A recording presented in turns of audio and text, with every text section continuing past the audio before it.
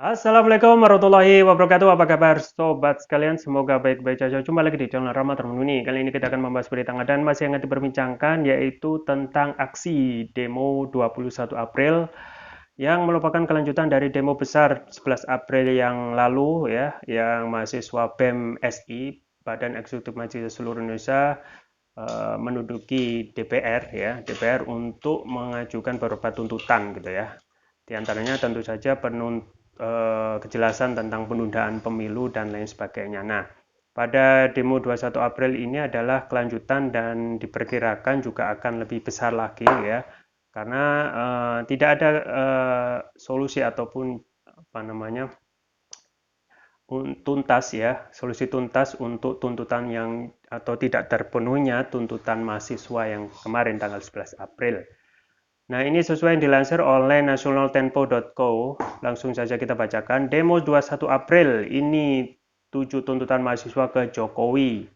Aliansi Mahasiswa Indonesia AMI, Badan Eksekutif Mahasiswa Universitas Indonesia BEM UI akan membawa 7 tuntutan kepada Presiden Jokowi dalam demonstrasi yang akan digelar di depan Istana Merdeka hari ini, Kamis 21 April 2022.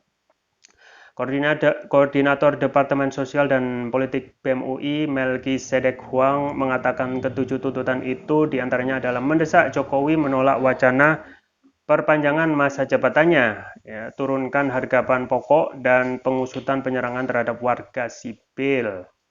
Aksinya kira-kira akan dimulai pukul 11 atau 12 di depan Istana Merdeka, kata Melki saat dipungi Rabu 20 April 2022. Sebelumnya, AMI juga menuntut Presiden Jokowi mengeluarkan pernyataan resmi menolak tegas penundaan pemilu, mendukung pemilu 2024, dan menolak perpanjangan masa jabatan.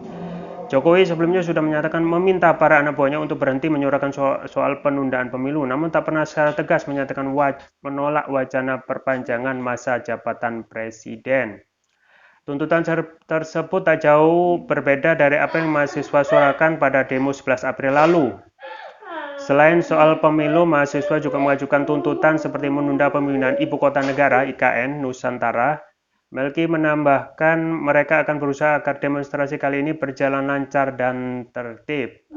Kami akan melakukan berbagai upaya untuk dapat bersuara dengan aman dan sekeras-kerasnya hingga semua tuntutan tuntas terlaksana, ujar Melki saat dihubungi Tempo Rabu 20 April 2022. Ketua BEM UI Bayu Satrio Utomo mengatakan demo hari ini akan dimulai mahasiswa dari sekitar 100 mahasiswa. Dia menyatakan banyak kampus lain yang tergabung di AMI akan ikut turun ke jalan. Selain di depan Istana Merdeka, mahasiswa juga disebut akan melakukan demonstrasi di depan Kompleks DPR RI. Polisi akan melakukan rekayasa lalu lintas dengan menutup sejumlah jalan di lokasi demonstrasi sejak pagi hari ini. Ya, sobat sekalian, jadi memang ini adalah aksi lanjutan ya, aksi lanjutan dari aksi sebelumnya 11 April yang dilakukan oleh BEM SI ya, BEM seluruh Indonesia. Dan memang sebelumnya juga muncul isu bahwasanya muncul berita di media sosial bahwasanya ada tandingan gitu ya, tandingan BEM Nusantara ya. Dan saat ini ya tidak ada suaranya gitu ya, karena memang BEM SI ini benar-benar kalau kita melihat fakta ya, adalah benar-benar melanjutkan adalah aksi nurani ya, nurani dari rakyat yang sekarang lagi carut marut ya, pun juga masalah penundaan pemilu yang tidak tegas ya disampaikan oleh Presiden Jokowi gitu ya. Kita ingat sebelumnya 10 April ya, hari Minggu itu saking dalam tanda kutip kebakaran jenggot langsung diadakan rapat ya terkait tentu saja menyikapi aksi yang ada akan dilakukan 11 April ya. Bayangkan rapat pada hari Minggu gitu ya. Kalau tidak ada kekhawatiran ya tidak mungkin gitu ya. Dan yang pasti pada rapat itu hanya ditegaskan bahwasanya jadwal pemilu tetap 14 Februari 2024 gitu ya. 14 Februari 2024. Tetapi yang dicari oleh mahasiswa sekarang memang tidak ada ketegasan gitu ya. Tidak ada ketegasan benar-benar menolak penundaan pemilu atau perpanjangan masa jabatan. Meskipun nanti ya kalau tegas kan harusnya menyampaikan apa yang sebelumnya dikatakan oleh Bapak Presiden, misalnya ada usulan 3 periode sama seperti 3 hal ya.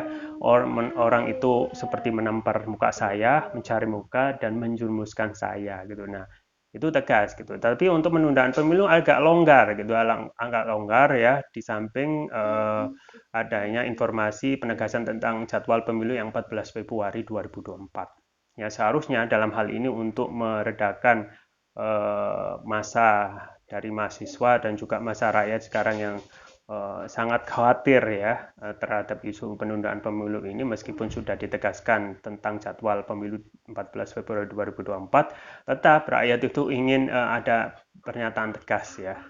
Karena ya kita ketahui Bapak Presiden sendiri dahulu ketika ya banyak sekali janji-janji yang ataupun omongannya itu yang diingkari sendiri gitu ya. Makanya PMUI itu juga memberikan julukan The King of Lip Service ya, artinya raja dari lip service apa ya, diartikan sendiri ya. Ini pasti akan ngeri-ngeri sedap gitu ya. Nah, artinya dalam hal ini harus ada pernyataan, misalnya Bapak Presiden saya menolak tegas penundaan pemilu ya, kemudian akan terus menjalankan agenda pemilu 14 Februari 2024. Dan saya juga memerintahkan, ini misal ya, saya juga memerintahkan kepada anak buah saya, para menteri dan juga Menko, agar meredam ya, tidak melanjutkan isu atau omongan tentang penundaan pemilu karena sesuai dengan Undang-Undang Pasal 7 tahun 1945 sudah ditentukan bahwasanya jabatan masa presiden itu 5 tahun gitu ya, dan bisa diperpanjang 1 kali ya. Selesai gitu ya. Nah, tapi yang menjadi pertanyaan ini tidak ada ketegasan gitu ya. Meskipun nanti dalam waktu ke depan akan ada penegasan terkait masalah ini, misalnya saya Presiden Jokowi melakukan penolakan terhadap penundaan pemilu, tapi kita harus waspada gitu ya, waspada karena segala hal itu bisa terjadi dalam politik ya, tergantung kepentingan siapa yang ingin dibela ya. Karena dahulu ketika Bapak Presiden Jokowi masih menjabat gubernur ya, juga menyatakan bahwasanya tidak tertarik untuk nyapres gitu ya. Tapi kenyataannya bagaimana? Nah, pun juga kalau masalah undang-undang ya, revisi undang-undang pasal 7 ya tentang masa jabatan presiden itu sebenarnya gampang sekali untuk direvisi ya. Mengingat bahwasanya banyak sekali produk-produk undang-undang yang banyak sekali diloloskan oleh DPR yang kurang partisipasi publik ya. Misalnya undang-undang Omnibus Law itu yang apa namanya, isinya sampai 1000 halaman ya, kemudian direvisi turun lagi 800, kemudian naik lagi 1000 halaman. Nah, itu juga bisa diketok dalam waktu yang singkat ya, tanpa partisipasi publik yang komprehensif ya. Artinya masyarakat itu banyak yang menolak ya, terutama apa namanya, masa buruh yang kemarin menolak, tetapi yang seharusnya DPR itu wakil rakyat, malah yang rakyat itu mayoritas dalam hal ini buruh itu menolak, malah mengesahkan undang Omnibus Law. Pun juga masalah undang-undang minerba ya, yang semulanya itu memberikan apa namanya, bagi tambang ya yang sudah habis itu harus diserahkan kembali kepada negara, tetapi dalam hal ini tambang itu bisa diperpanjang gitu ya. Dan untuk batu bara ini pemerintah dalam undang-undang yang baru minerba itu memberikan royalti 0%, coba bayangkan ya. 0% artinya tidak dapat apa-apa gitu ya. Artinya kepentingan siapa yang apa namanya, difasilitasi, apakah rakyat, negara ataupun oligarki gitu. Nah, ini yang kita patut pertanyakan. Nah, untuk merevisi undang-undang sangatlah mudah gitu ya. Meskipun nanti sudah menyatakan penolakan tegas dari presiden, tetapi bisa jadi pada akhir injury time ya 2023 itu ada perubahan konstelasi politik ya, entah isu apa yang apalagi yang diangkat ya setelah Luhut bin Sarpanjaitan menyatakan ada data 110 big data yang banyak sekali dikonfirmasi itu adalah tidak benar ya oleh banyak pihak ya. Nah, itu siapa saja itu bisa dicek, diantaranya tentu saja pengakuan dari pemilik Don Emprit, Fahmi Idris itu ya, yang menyatakan bahwasanya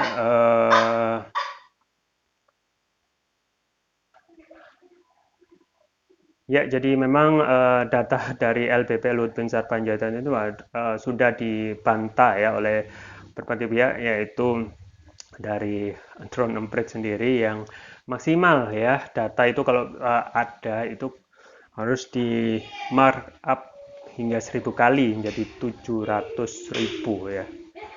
Nah, jadi nggak sampai 100.000 gitu ya, artinya semuanya 7.000 ya.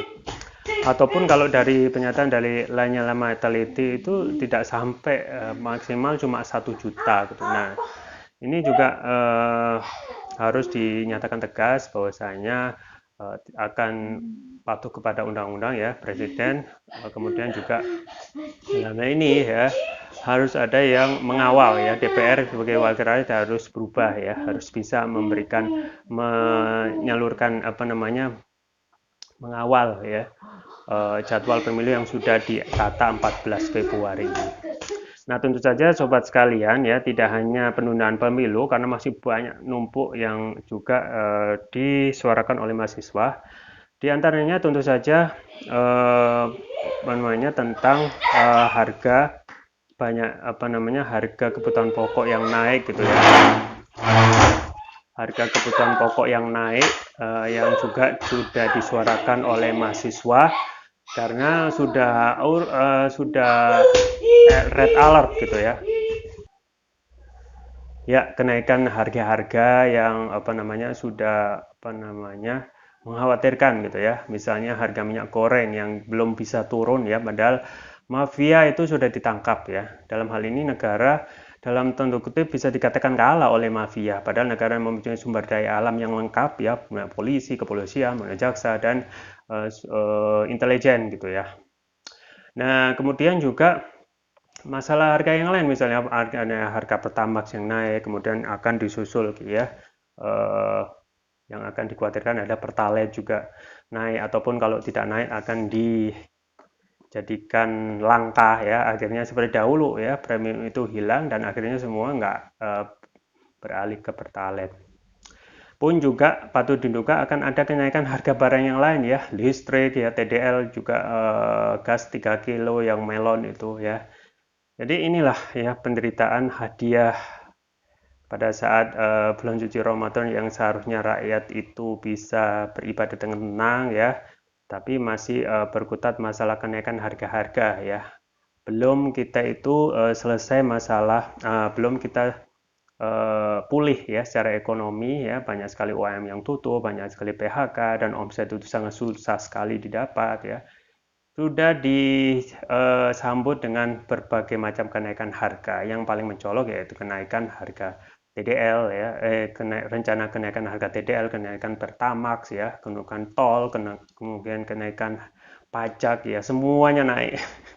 Bayangkan dengan negara yang mempunyai sumber daya alam yang subur ya, tetapi rakyatnya itu dalam tanda kutip menderita gitu ya. Seharusnya negara Indonesia adalah negara yang sangat wealth atau sejahtera karena sumber dayanya melimpah luas ya. Nah, tentu saja ini adalah permasalahan pengaturan ya, pengaturan dalam hal sumber daya alam ya. Dalam Islam itu ada milkiyatul amma ya, kepemilikan tambang yang sekarang masih ya mayoritas dipegang oleh asing dan asing ya. Sehingga kita tidak bisa menikmati hasil tambang yang seharusnya harus dinikmati oleh rakyat. Padahal dalam Islam ya kita sebenarnya bisa sejahtera ya. Dengan apa ya? Kita melihat permasalahan ini bukan permasalahan rezim saja, tapi permasalahan sistem ya. Kalau sistem ini diatur dengan sistem yang baik ya, yang saat ini yang memungkinkan adalah sistem Islam gitu ya. Karena sistem Islam itu ada misalnya pengurusan ya, distribusi kekayaan itu akan bisa merata gitu ya. Beda pada saat sekarang yang sistem kapitalis yang setiap kepemilikan itu diprioritaskan kepada para pemilik modal ya. Dalam Islam beda ya. semua tambang-tambang yang menguasai hajat hidup orang banyak itu dikuasai oleh negara dan dibagikan secara merata manfaatnya dan juga hasilnya kepada rakyat. Nah, Pak, hitung-hitungan ya potensi Indonesia yang sangat luar biasa ini dari 6 komoditi ya, misalnya emas ya, emas, gas, batu bara, nikel, hasil laut dan hasil hutan itu diperoleh dihitung oleh para ahli itu potensinya bisa sampai 4.275 triliun ya. Dua kali APBN kita karena APBN kita maksimal 2.000-an triliun gitu ya.